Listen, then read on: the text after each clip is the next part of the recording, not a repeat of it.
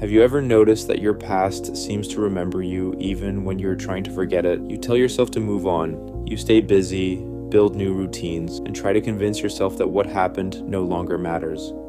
Yet one ordinary moment, a familiar song, an old photograph, the smell of coffee, or a quiet evening pulls you backward without warning. Suddenly you're replaying conversations from years ago, imagining better responses, and wondering how life might have been different if you had made another choice.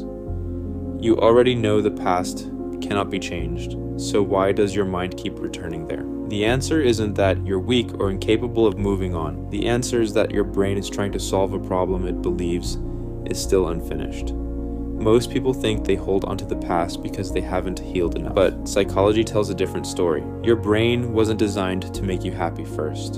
It was designed to keep you safe.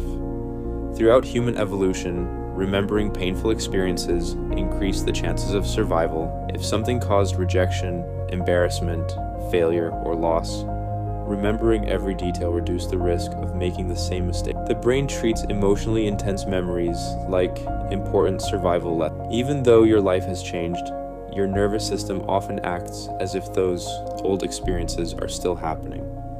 What feels like overthinking is often your brain trying to protect you from future pain, using information from the past.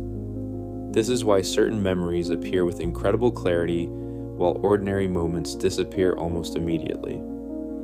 You might remember one embarrassing conversation from 10 years ago, but struggle to remember what you did last weekend. Neuroscience explains this because emotional experiences activate brain systems responsible for both emotion and memory at the same time. The stronger the emotion, the stronger the memory becomes. Your brain doesn't organize memories by age. It organizes them by emotional importance.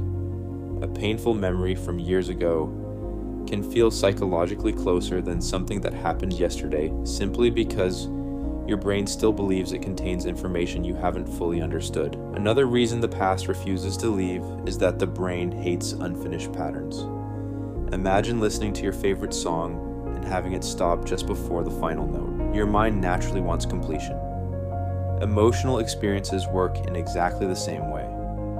Relationships that ended without closure, conversations you wish had gone differently, opportunities you never took, or dreams that disappeared unexpectedly all become unfinished psychological loops.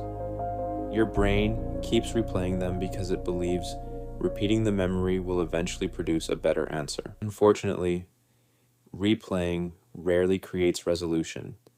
It only creates familiarity.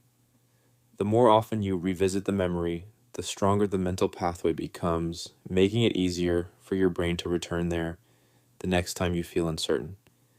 But perhaps the deepest reason you can't let your past go has very little to do with the events themselves. Many people aren't grieving what happened. They're grieving who they used to be before it happened. Before the heartbreak, before the betrayal, before the failure, before the disappointment. There was another version of you. Personality psychology suggests that we naturally build stories about who we are, and those stories help us make sense of life. When one painful experience suddenly changes that story, the brain keeps returning to the moment everything shifted. It isn't only searching for answers, it's searching for the version of you that existed before your identity changed. That's why some memories feel impossible to leave behind. They represent a person you believe you lost. This understanding changes everything because it means you are not broken. Your brain is doing exactly what it evolved to do. The problem is that the same system designed to protect you can sometimes trap you inside experiences that no longer require protection. Imagine carrying an umbrella every day because it rained once, years ago. At first, the umbrella kept you dry, but eventually it became a habit rather than a necessity. The brain works in much the same way. It continues protecting you from storms that have already passed because it doesn't automatically realize the weather has changed. So, how do you begin moving forward? Not by forcing yourself to forget. The brain rarely responds well to force. Instead, begin separating facts from the stories you've built around them. Take one memory that returns often and ask yourself two simple questions. What actually happened, and what meaning have I attached to it? Maybe the fact is that someone rejected you. The story is that you are unlovable. Maybe the fact is that you failed once. The story is that you will always fail. When you separate facts from into